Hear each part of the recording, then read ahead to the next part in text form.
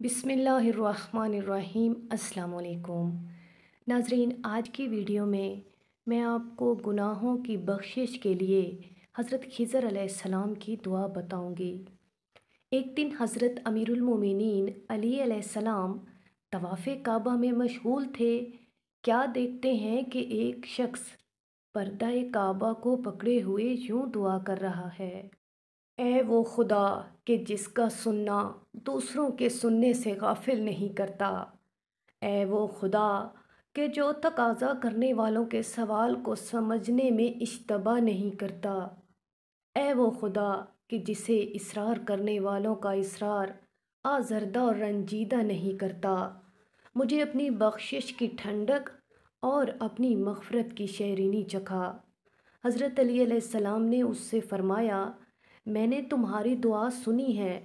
वो हज़रत खिज़र थे कि उन्होंने कहा कि इस दुआ को हर नमाज के बाद पढ़ें।